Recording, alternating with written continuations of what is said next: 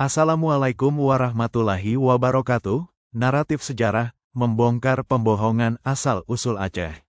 Sudah terlalu lama sejarah Aceh dipesongkan oleh naratif Indonesia yang ingin menjadikan Aceh sebagai percampuran budaya Arab, Cina, Eropa, dan India, seolah-olah Aceh tidak punya identiti sendiri.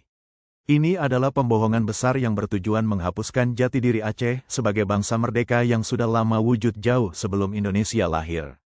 Kebenarannya adalah seperti berikut. Aceh bukan hasil campuran budaya, tetapi sebuah kerajaan berdaulat yang kuat. Aceh sudah berdiri sebagai sultanate Islam yang berdaulat sejak abad ke-15, lengkap dengan undang-undang, Qonun Mekuta Alam, sistem pendidikan, mata uang sendiri, serta hubungan diplomatik dengan Empire Ottoman, Kesultanan Mughal, Kesultanan Uthmaniyah, dan Kesultanan Maroko. Hubungan dengan bangsa lain adalah diplomatik dan strategik, bukan pengaruh budaya yang mencairkan jati diri. Orang Arab, Cina, Eropa, dan India datang ke Aceh sebagai tetamu dan pedagang, bukan penjajah atau pembentuk identiti. Semua budaya asing ditapis melalui sistem hukum dan adat Aceh yang kukuh. Aceh mempunyai tamadun sendiri, kitab hukum sendiri, Qonun Mekuta Alam, bahasa dan tulisan sendiri, Jawi, Aceh, dan Arab Melayu. Teknologi sendiri, meriam, kapal layar, sistem pertanian air terancang. Kesusastraan sendiri, hikayat Aceh, syair-syair kesultanan. Indonesia menyebarkan naratif kononnya Aceh hanyalah campuran untuk mengaburkan fakta bahwa Aceh pernah menjadi kuasa besar di Asia Tenggara. Ini adalah usaha penjajahan psikologi, menjadikan Aceh seolah-olah tidak sah sebagai negara merdeka karena hanyalah hasil campuran. Aceh adalah sebuah bangsa yang unik, bangsa asli, bumi putera sejati tanah Aceh. Kini mereka juga mencoba mengaitkan asal-usul Aceh dengan Champa, seolah-olah Champa lebih tua dan Aceh hanya warisan daripadanya. Ini juga satu bentuk pembohongan sejarah.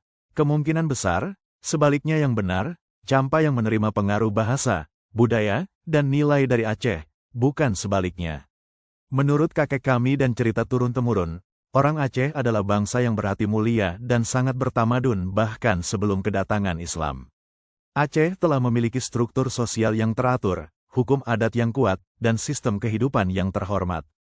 Sebelum Islam datang, Aceh telah mengamalkan penghormatan kepada para leluhur. Inilah asal-usul upacara adat seperti Handuri Tujoh, Handuri Dua Sen Tujoh, Handuri 100, dan Handuri Jirat setahun sekali untuk mereka yang telah meninggal dunia.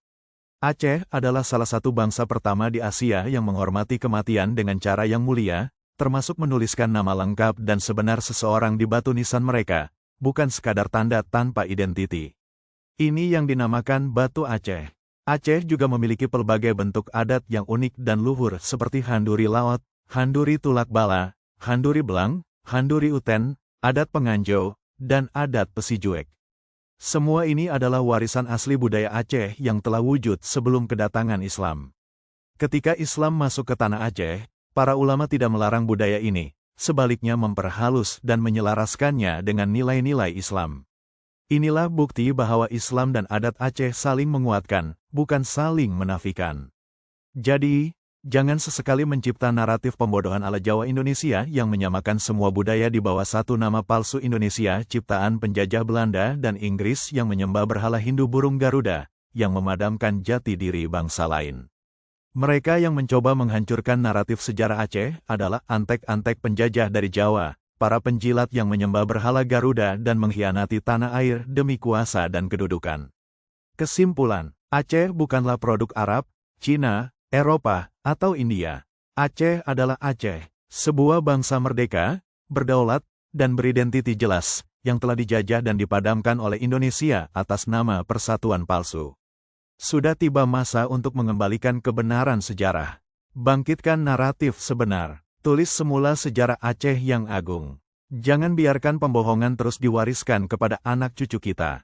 Assalamualaikum warahmatullahi wabarakatuh.